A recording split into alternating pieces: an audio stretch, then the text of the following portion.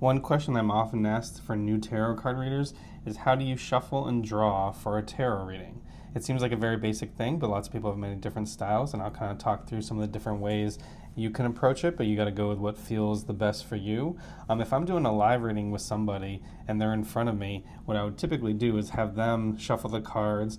Some people like to either just make it really messy and have the big messy spread and then pull cards out from there, or other people would like to shuffle the cards, kind of pass them off to me, and then have me deal, one at a time after that. But honestly, since the pandemic, I've been doing a lot more readings online or doing video readings for people through my website, just because it gives me more time flexibility. I can't always be in front of 10 people in one night like I used to kind of before the pandemic, especially since I have kids. So I'll kind of show you what I do if someone was doing a reading request from me and I'm doing a video for them. Here's what I would do, and this may seem silly, but this works for me. So I take the cards, you can shuffle them, however you see fit, just do those kinds of quick shuffles, get it going. I like to kind of clear the deck in between readings, and then what I honestly do is I would take the cards in two piles, just do very traditional. I even know how to do a bridge, but just do very traditional. Now, the most important thing is what I do is when you push the cards back together like this, I pay very close attention to how hard it is to actually put the two piles together. And I actually wait. It's usually pretty easy in the beginning, and I wait until the force of resistance is really hard. That's when the cards I feel are telling me they're ready, stop shuffling, don't do any more. You gotta go, with the force, and if it's easy to do something, then you should keep going, but if it's resisting, it's telling you it's ready. So I'll do a second one and kind of push it through, and again, this is pretty easy, so I'm just gonna keep doing that. The cards are telling me they're not ready yet. And then I would do it again. And now start pushing. And then this one's pretty easy as well too. But eventually what you're gonna find is that when you do this multiple times, you're clearing the deck usually, and don't worry about doing it too much. Some people ask me, is there such a thing as shuffling too much? I know from playing cards experience that the ideal amount of shuffles is 7 times to really get the cards kind of random or set up how they're really supposed to be. And in this case with the tarot cards, I don't think you can shuffle too much. You're just clearing out the old energy.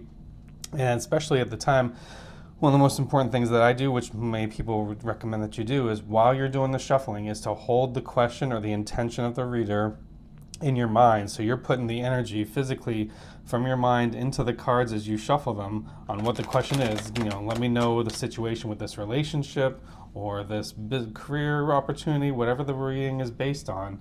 That is how you can kind of do that, and that way you are putting the energy from your mind into the cards, and then the cards are responding back to you in this circle of the karmic trust, that when you finally do it, let's just say this one is like, it's finally hard. It's like, okay, you feel like there's a lot of resistance. That's what it would tell me is like, okay, this is the final one, because now I know it was hard enough to push together that it's telling me to stop shuffling, don't do anything extra before it, and now we are completely ready to start dealing the cards and doing my reading. So that's strictly what I would do, and then I would hold the cards kind of to the side, and I would do I tend to read traditional Celtic cross spread, so I usually start dealing from the middle, and then I would generally go above and then below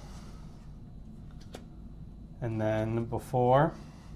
I can't use that card. I know I can't put that card on TikTok. Some of the tarot cards you can't use on certain individuals based on how much skin that they show. And then I would do before and after.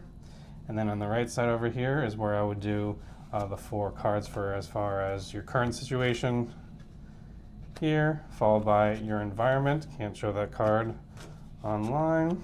Followed by the environment around you, followed by the next subconscious response, hopes, dreams, or fears, and then finally the outcome of the situation of the reading.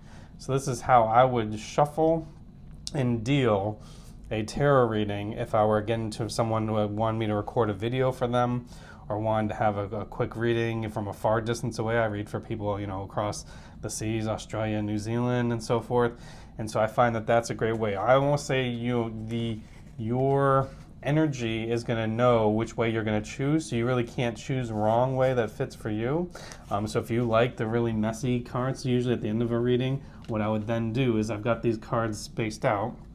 I would typically do, just because I'm a math nerd, is I would then do a little bit of a cut, toss one in, cut a little deeper, toss one in, cut a little deeper, toss one in. So I'm kind of pre-spacing them out, because the worst thing you could do is if you don't shuffle between your next reading pretty easily, especially when you're doing live readings with people where you're doing multiple readings, if you don't do a good job shuffling, all of a sudden the exact same cards in the same order are going to pop up. So at least I make sure I pre-space them out.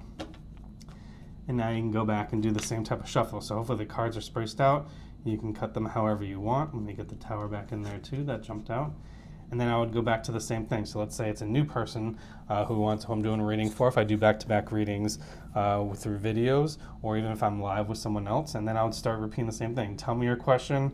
I will now start to incorporate your question into my thinking as I hold the intentions for your cards. If I'm shuffling, if they choose to shuffle, or if we're doing a live reading, I would love to have their energy in the cards too. I feel like that helps me out a ton and gets to know them better. But when I'm doing it for myself, especially an online reading or a reading for someone in video, this is typically what I would do. I would do the short ends so it's easier to shuffle and push. And then I really pay attention to the force in which you push the cards. And this is pretty tough and pretty tight, as you can see here. So then I would say this deck is now ready for my next reading. So if I'm doing a reading for someone else, I can start going. And again, let me preview them so I don't get any kind of trouble. Some of the cards, and I would just start dealing them out in the same way. And now I'm doing my next reading. So if you're interested in learning more, you can check out the link in my description. But this is how I personally choose to put my energy into the cards, shuffle the cards, and deal when I do tarot readings. I do this 95% of the time for all my tarot readings.